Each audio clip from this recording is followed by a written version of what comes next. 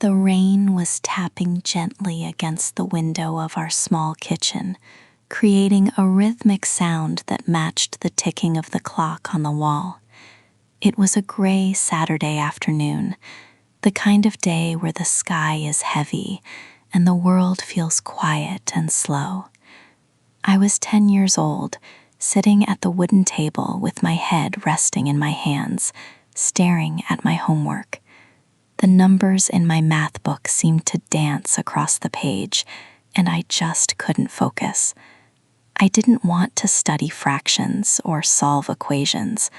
I wanted to do something exciting, something that felt alive. In the next room, I could hear the familiar sounds of my mother working. She was busy cleaning the living room, moving chairs and dusting the old bookshelves. The soft hum of the vacuum cleaner and the occasional sound of a spray bottle reminded me that it was a day for chores, that I was stuck with my math. My father walked into the kitchen, his footsteps light on the linoleum floor. He was wearing his old faded blue apron, the one with a small flour stain near the pocket that never seemed to go away. He looked at the rain hitting the glass. Then he looked at me and my messy pile of papers, and he smiled. It was a knowing smile. "Leo," he said, his voice warm and inviting, "I think the math can wait for a little while. I think today is a perfect day for the secret recipe." My eyes went wide, and the boredom I felt just a moment ago vanished instantly. The secret recipe was what we called my grandfather's special pasta sauce. We didn't make it often because it was a sacred tradition.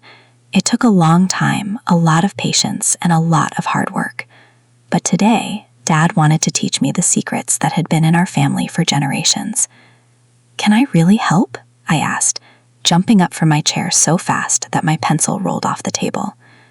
"Today, you are not just helping Leo," Dad replied, tying the strings of his apron. "Today, you are the head chef.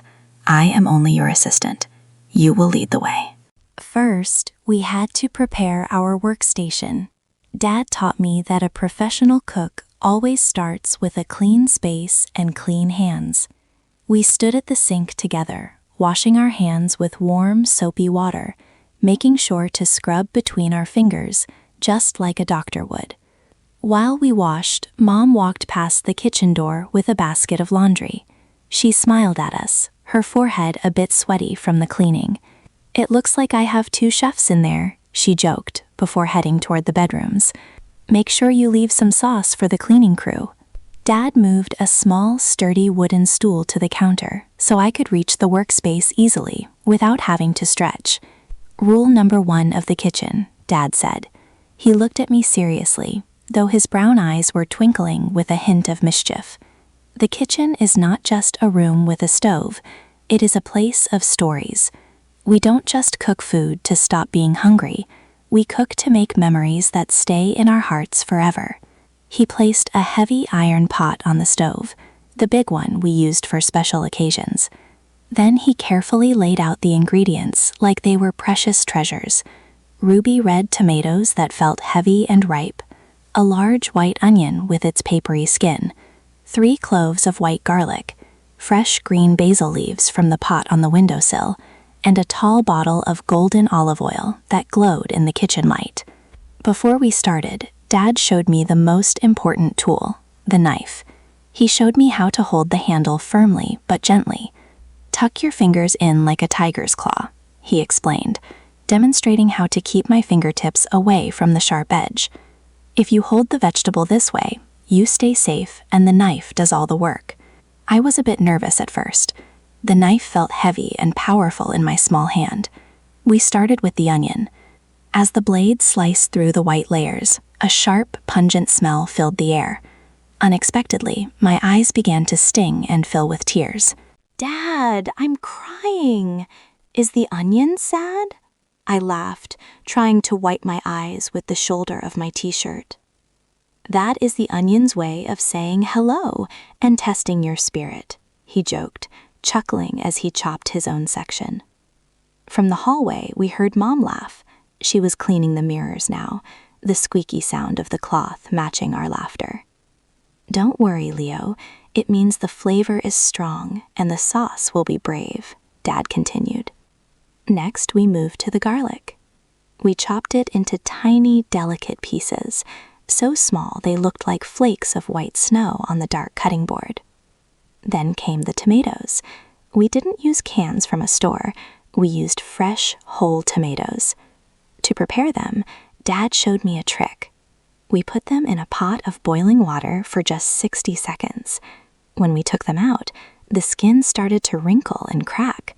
With just a light touch, the skin slid right off, leaving the soft, juicy fruit behind.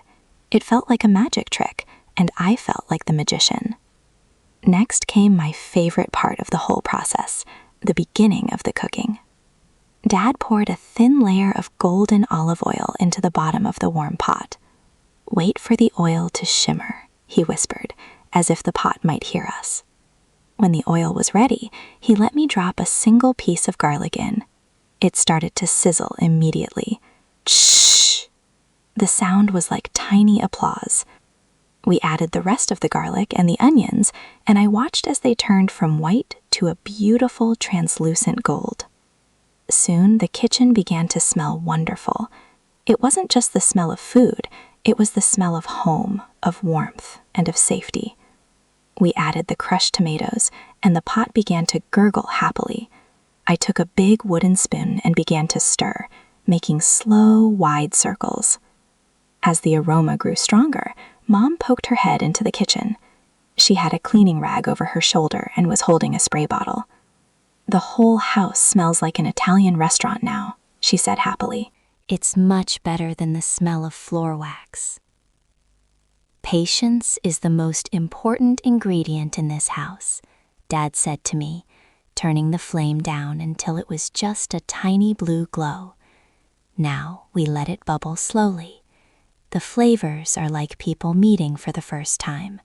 They need time to talk and become best friends. While the sauce was simmering on the stove, we sat down with 2 glasses of water, and Dad began to tell me stories. Mom was still busy nearby, but she slowed down her dusting to listen. Dad described his father, my grandfather, making this exact same sauce in a tiny, sun-drenched kitchen in a village in Italy. "We were poor in money," Dad said, looking out at the rain with a peaceful expression. "But when we sat down to eat this meal, we felt like kings. Food brings people together, Leo. It doesn't matter where you go in the world. A good meal shared with a kind heart will always help you find friends." I listened to every word, picturing the dusty roads of Italy. I realized then that the sauce was a living link to my family's history.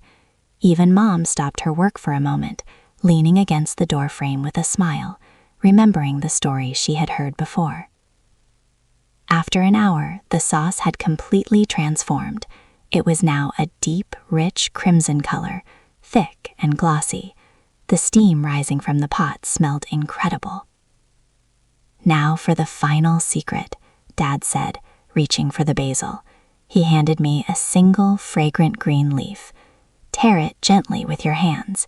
If you use a knife, you bruise the soul of the herb." I carefully tore the basil and watched it disappear into the bubbling sauce. Then Dad dipped a small silver spoon into the pot. "Taste it." I blew on the sauce and then took a small sip, my eyes closed. The taste was perfect.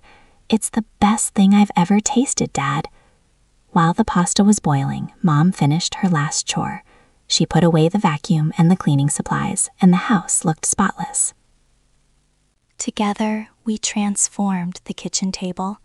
We cleared away my math books and laid down the nice cloth napkins.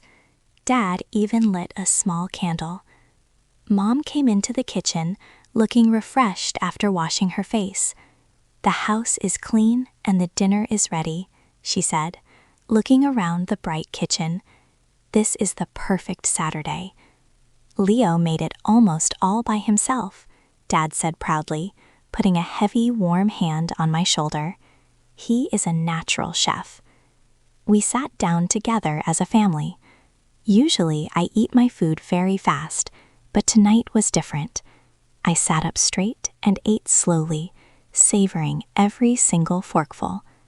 I tasted the hard work and the history. I looked at my parents, Mom, tired but happy with her clean house, and Dad, proud of our culinary creation. After dinner, the kitchen was a bit of a mess again, but nobody minded. I helped Dad wash the dishes, while Mom finally sat down to rest.